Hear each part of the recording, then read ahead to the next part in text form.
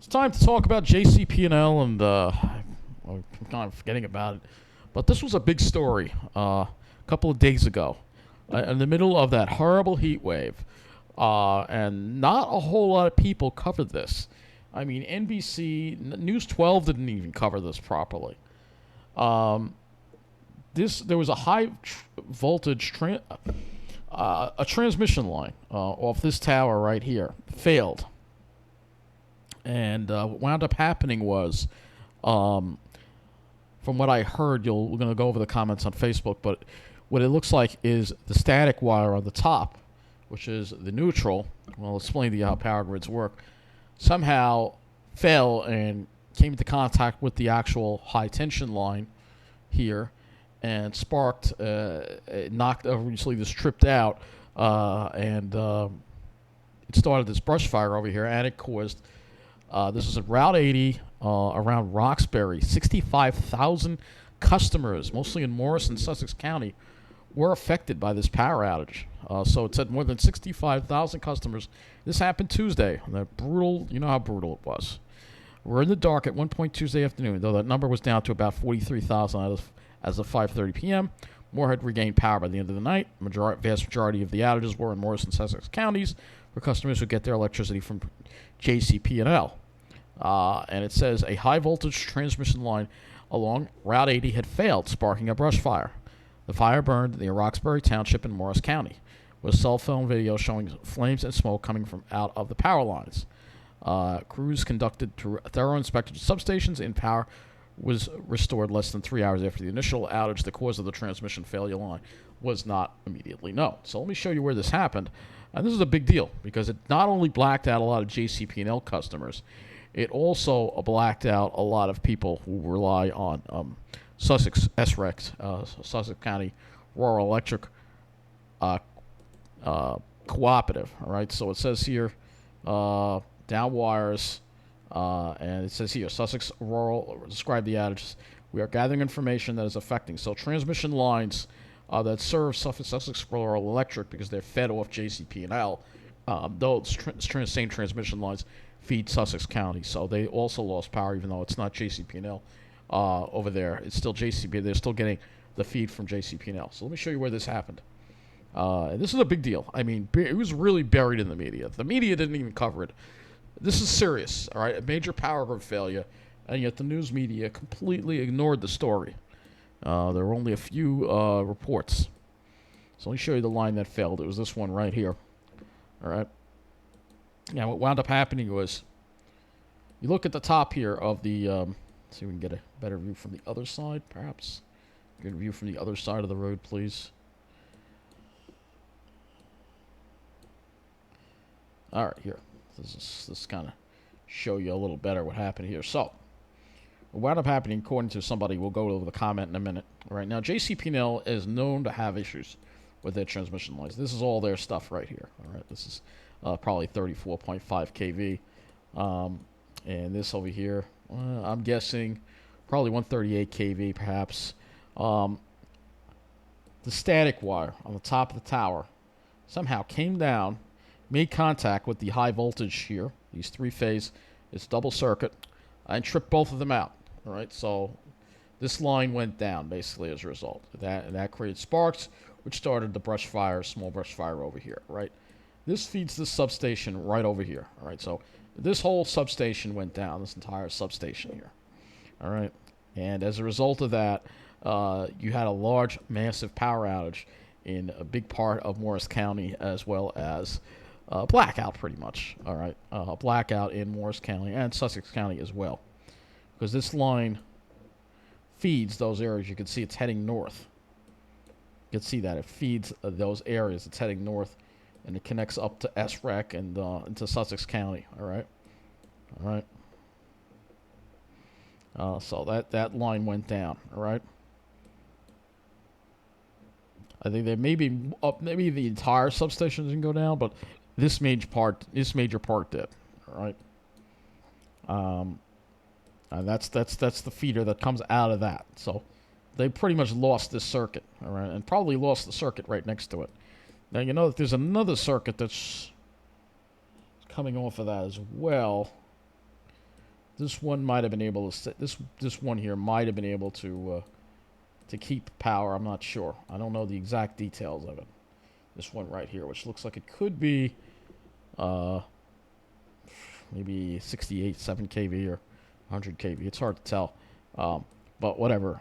That static line there came off. And JCP&L, we all know that their wires have a tendency to sag. The transmission lines sag in the heat. And it was very hot, and there was a lot of load. That usually affects the conductor, not the static line up here, which is like a neutral. But perhaps it caused this to sag into this and then fall onto the road. So pretty crazy stuff. So again, that's one of the pictures there of it. And in New Jersey, 101.5 also had, here's some more pictures of it. You can see the brush fire there. All right, so JCP&L said the number of customers down. So JCP&L is a high voltage line that was affected here. All right, that caused this. And you can see there are a number. There aren't that many. Again, not many articles on this. All right, this is about Morris County. All right, so it's about Morris County from the patch. But there's not much in the news. News 12, New Jersey, barely covered it at all.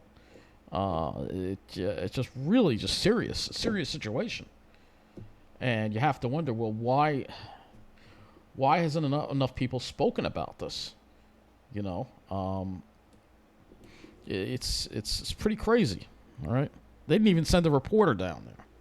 All right, which is pretty nuts. All right, so you know, the news media is just, this is why I have such little respect for the news media.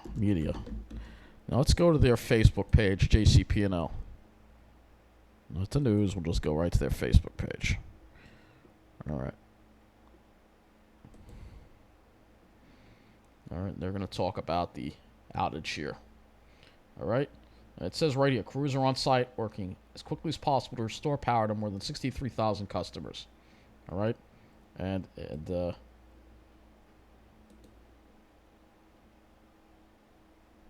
can see some of the comments now. Let's see. There was a comment that was out that they actually took down.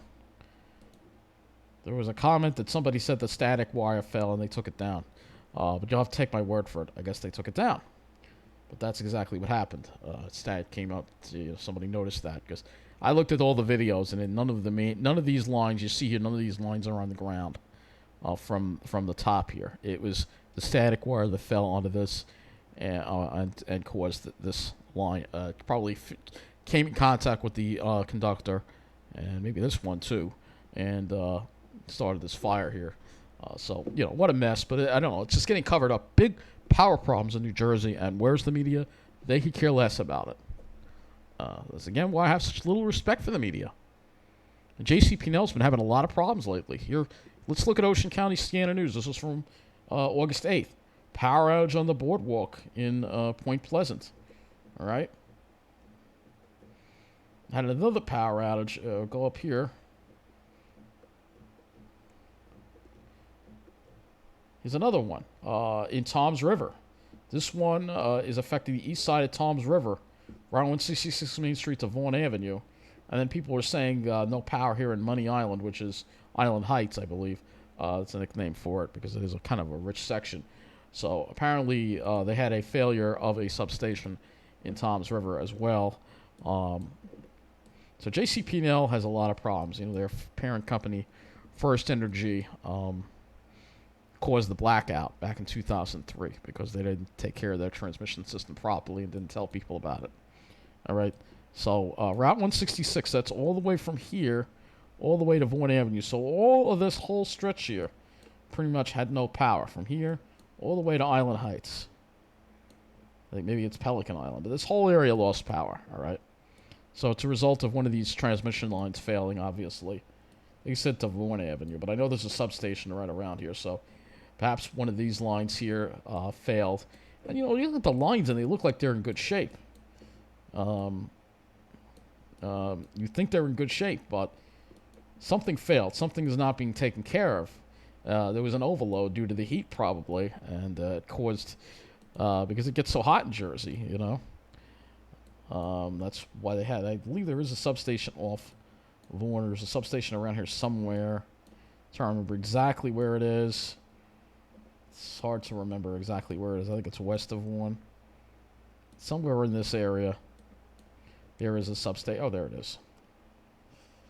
So perhaps there was a problem with this substation right here. Perhaps it was this one right here that failed.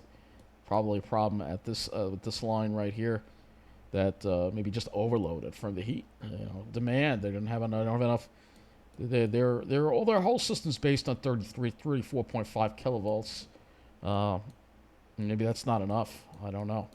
But whatever it is, it did trip out, and it caused that whole area to lose power as a result. Oh, we're not done yet. There was another power outage in Toms River today.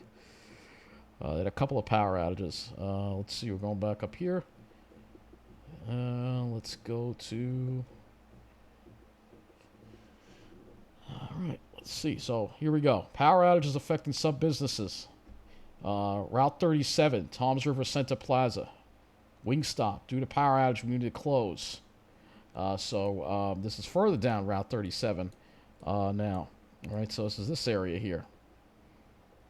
But the fact that they lost it from 166, so I believe the Wingstop, is that over here somewhere? I'll look where Wingstop is. Let's see where that is.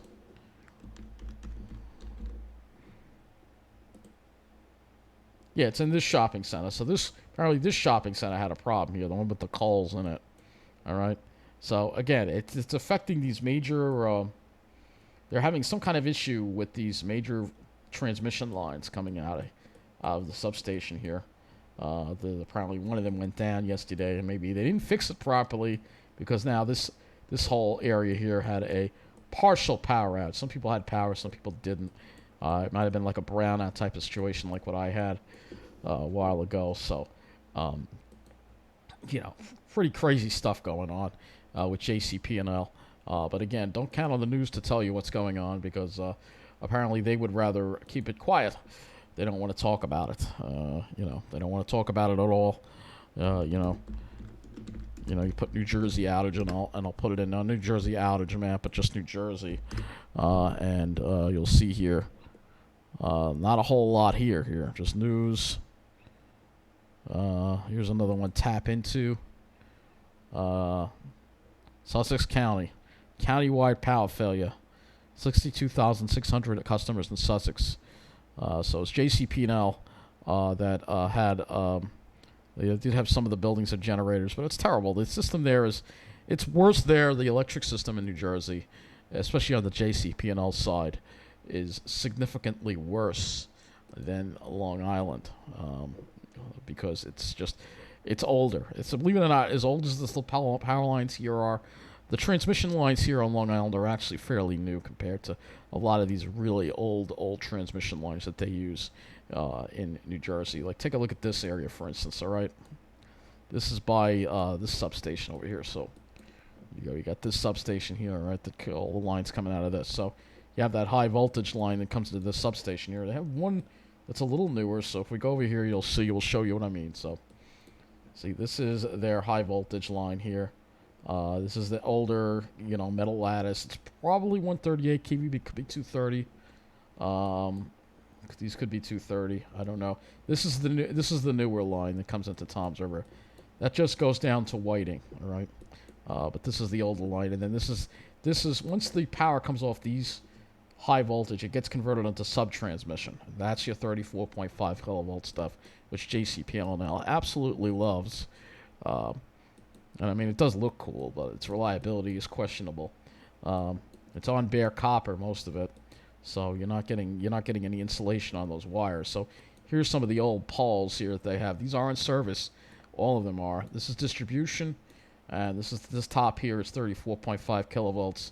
And again, why? Look at this. They mix and match the insulators. This one here, I mean, they should be consistent. Those are some very old insulators too. They're not used in very many areas anymore. All right. And again, you have these two here, and then this one here. This top here is 34.5 kilovolt. This might be 23 kilovolts down here.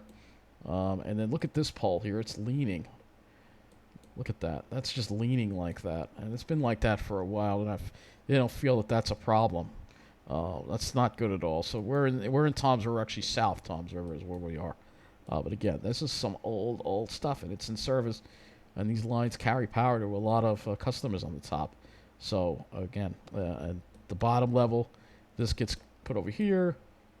Those are your switches here. So and again, if there's any kind of issue here, this blows. These fuses blow.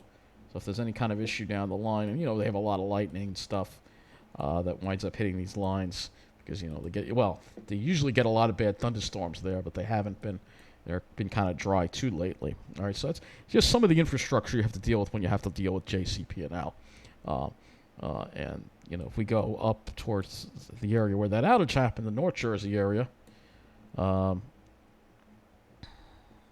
Rockaway Town Square Mall, which is right around here, you'll see again another old circuit. This circuit here, again, this serves the mall, I believe. So these look like 34.5 kilovolts. I don't think the mall was affected though. I checked their Facebook page and I didn't see any notice about a power outage. So it's possible these might have been fed off a different area. But still, it's a big deal. Where's the media on the power infrastructure? They don't want to report on it. They do not want to report on it. So again, look at this. This is old stuff here. All right. Of course, it's on wood too. This should be metal. You can see that green. That's bare copper right there. So these aren't insulated. A lot of these lines, they're on bare copper. All right, which means there's no coating on them. All right. A lot of the distribution lines, these look like they might have a coating, but a lot of distribution sub-transmission lines in Jersey aren't coated, at least especially with JCP&L. They run on bare copper, so that means any kind of vegetation contact, automatic, arc and problems that you get with that. So again, this is all on bare copper. All right, when I compare that to Long Island, for instance, all right. So if we go to Long Island and look at the power grid here, for instance, you'll see a lot of our transmission lines. They are insulated. They don't have the bare copper. All right, going on. All right. Look at any of the transmission lines. Let's go to Syosset, for instance. All right. Let's go to the Robbins Lane Cray crossing here on the Huntington line. All right. All right. And you also see our power line. This is a high voltage 138 kilovolt transmission line. And you can see it's a metal tubular line. These poles look newer. Long Island system is a lot newer and better. As bad as it seems here, the JCP&L is worse. All right. So you can see these are coated. They have a thick coating on them, as well as the circuit on the right here. This circuit here is a 67 kilovolt circuit, and you can see it's coated. See the black that's coating. So if vegetation comes into contact with it, it's not going to necessarily trip the line out because there's a coating there. All right, it's going to stop it from tripping out. But if it's bare copper, there's no insulation. Most of the distribution lines on Long Island are coated. We don't have bare copper ones. They've been doing away with them. They've been converting whatever bare copper ones they have to coating. So again, Long Island is a better power grid. It's just another reason why I don't want to have to go live in New Jersey, because it's going to suck dealing with the heat. But what's going to suck even more is having to deal with these power outages. But again, it's all about safety. That's the primary thing. But it's just another reason why. I'll list the many reasons why I don't want to go live in New Jersey. JCP&L is definitely one of them, because their power goes out when it's hot, and they're just not reliable. They're not a reliable electric company. JCP&L has a lot of issues, and they even delete comments on their Facebook page, apparently, because somebody posted about what actually happened. But again, there's just been a big cover-up in the media about it. Go to News 12 New Jersey, and there's not. They don't even have anything on it. News 12 New Jersey, they barely covered it at all. I'm gonna see if we can find anything on it. They had like a 20-second story on it, and that was it. I mean, this is a blackout that affected 60,000 people, 65,000 people on one of the hottest days of the year, and somehow that's not news. I don't understand what's wrong with the media. That's why I have such little respect for the media. Let's see if we can even find it. I don't even see it here. I'm going to keep going back. Here we go. Crews work to restore power. 33 seconds. They didn't even send a reporter. I mean, that's just terrible. All right. So, and there's still 4,000 people without power. So, it just goes to show you. It says the company says the wire came down and sparked a brush fire. Why don't you send a reporter down? This is all they have on it. Where's the sound? Customers are still in the dark. At its worst, JCP&L outages were over 60,000. That was earlier. They should have sent a reporter down. How could you not cover that? This is why a power line collapsed on I-80 in Morris County. Go ahead and take a look. This is viewer drone video of the scene there. The down line causing a small brush fire right along the highway. You can see fire crews working to knock it down this afternoon. The fire, though, tonight is out. No word of any injuries. Roxanne? This is the kind of stuff that could cause. Luckily, we have systems in place, but this is the kind of stuff that can cause a cascading failure like what we had during the blackout of 2003. So JCP&L, again, just, I mean, the power lines look cool, a lot of them, but their system, especially the transmission side of it, is really prone to failure, especially in the hot weather and in thunderstorms. It's just, and the fact that this barely got any coverage on the media, I mean, the media is just disgraceful. All of them, city stations, News 12, it just barely, this should have been the top story everywhere on Tuesday, but it wasn't. And that's a big problem. So that's going to wrap up this video here. And if you do have JCP&L, my sympathies go out for you. Best off investing in a generator. That's all I got to say. If you do have to deal with JCP&L. Because their reliability is definitely questionable, and I know because I've experienced it as well. I don't go to Jersey that much, and all the times I've been there, I've experienced 3 power outages when I've been there. It's quite a lot considering I go to Jersey very infrequently, but I still the power is always going out there. So that's gonna be it. Thanks for watching.